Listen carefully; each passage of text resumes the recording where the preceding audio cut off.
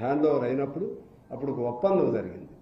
గోదావరి పరివాహక ప్రాంతంలో ఏ మైను బయటపడ్డా సరే అది సింగరేణికి ఇవ్వాలనేటువంటి ఒప్పందం జరిగింది. దానికి తూట్లు పొడిచే విధంగా 2015లో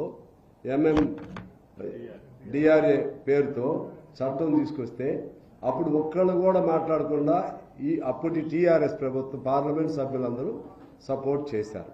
ఇవాళ మరొక పద్ధతుల్లో మాట్లాడటం అంటే ఎందుకంటే అన్యాయమైనటువంటి ఒక రాజకీయ అవకాశవాదం మరొకటి లేదని నా అభిప్రాయం తెలియజేస్తా ఉన్నాను.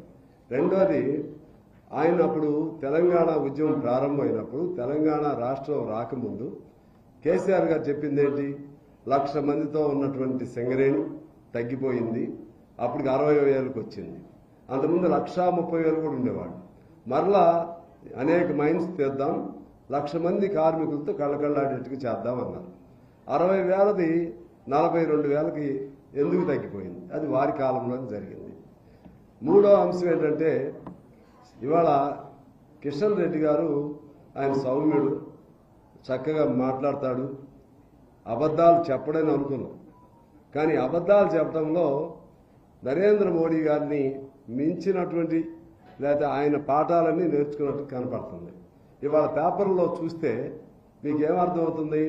సింగరేణిని ప్రైవేటీకరణ చేసే సమస్య లేదు అని చెప్తుంటే సామాన్యులు ఏమనుకుంటారు?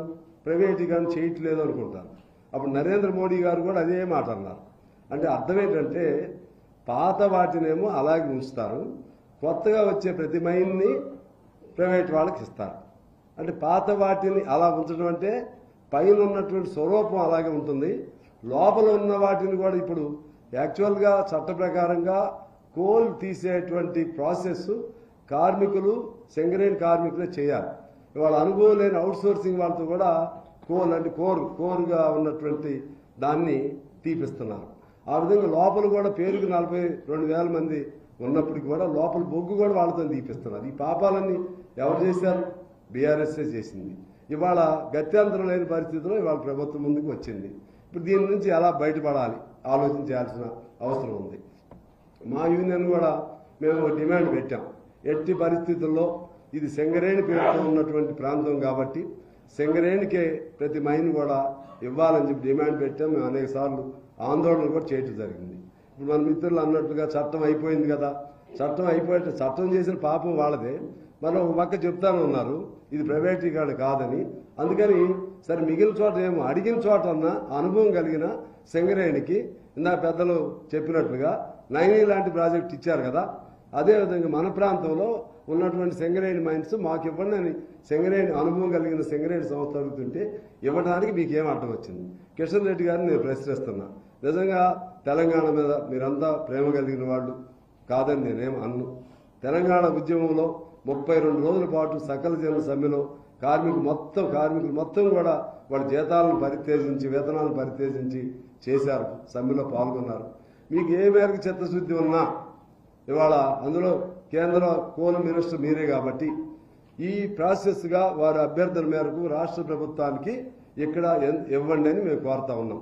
ఒకవేళ ఇవ్వని ఎడలా ఇది ఆ మాట ఈ మాట చెప్పి బీజేపీ బీఆర్ఎస్ తోడు దొంగలని ఇప్పుడు అర్థమైపోయింది. ఇద్దరు తోడు దొంగలు.